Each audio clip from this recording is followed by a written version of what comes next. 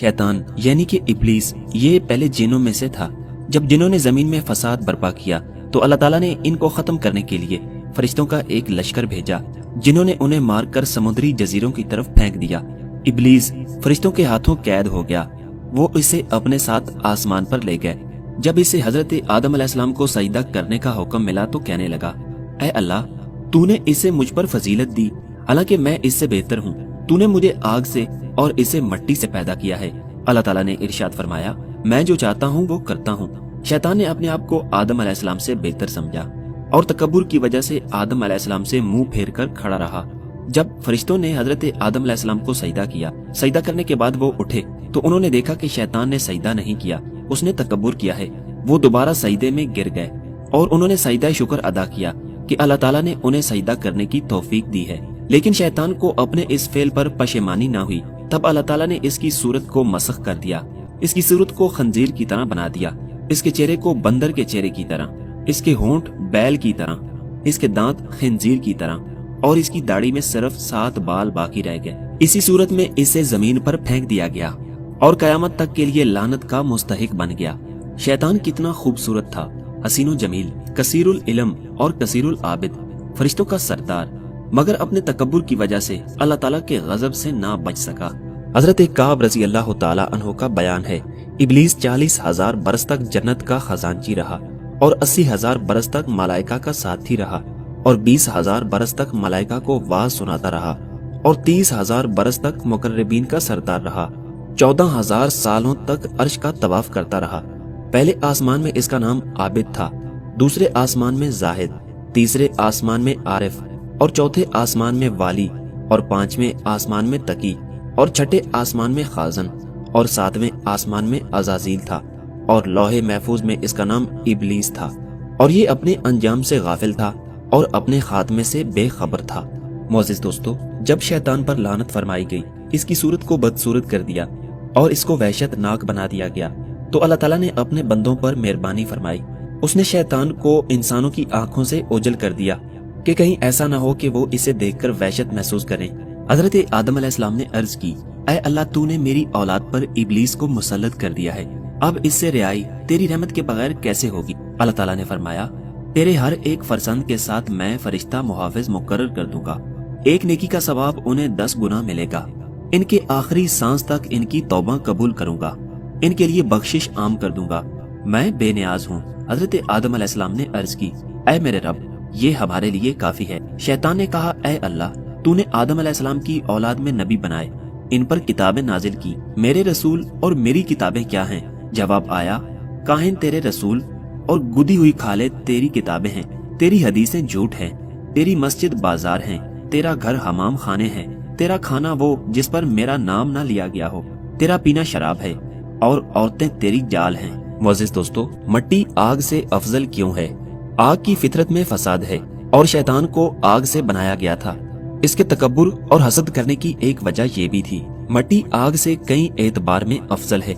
जो चीज मिट्टी में चली जाए इसे निस्तो नाबूद नहीं करती, इसके बरअक्स जो चीज आग में चली जाए वो इसे निस्तो नाबूद कर देती है।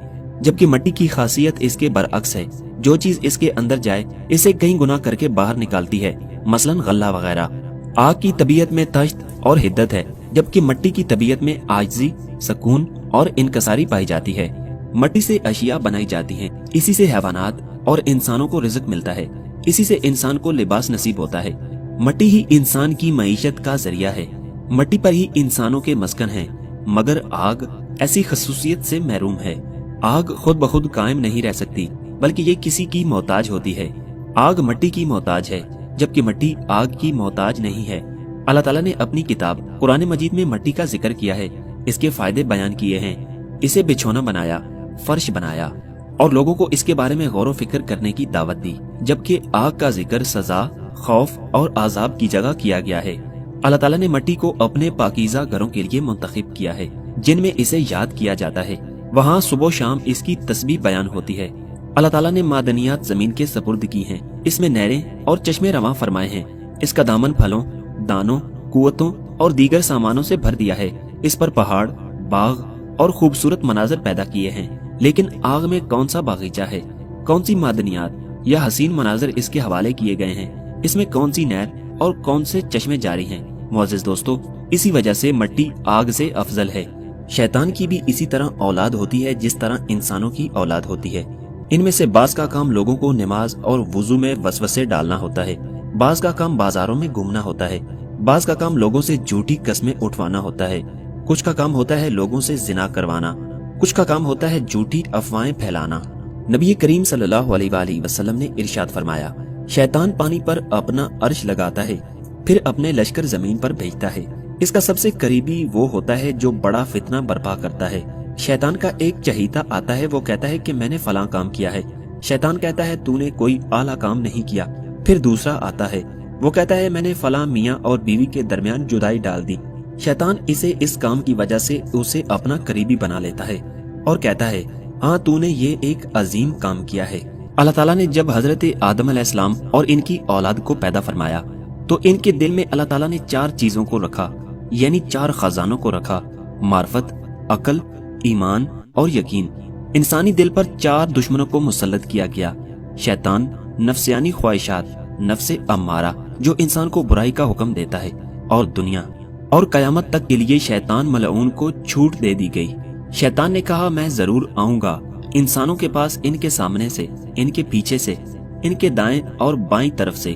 پھر جب اللہ تعالیٰ نے انسانوں کی کمزوری کو دیکھا تو اللہ تعالیٰ نے انسانوں کو 4 اسما کی تعلیم دی جن کے ذریعے انسان ان 4 دشمنوں سے بچ سکتا ہے۔ وہ 4 اسما یہ ہیں: یا اولو، یا آخرو، یا غائرو، یا باطنو۔ اللہ تعالیٰ نے ارشاد فرمایا، اے اولاد آدم، تم ان 4 کلمات کی وجہ سے شیطان سے بچ سکتے ہو۔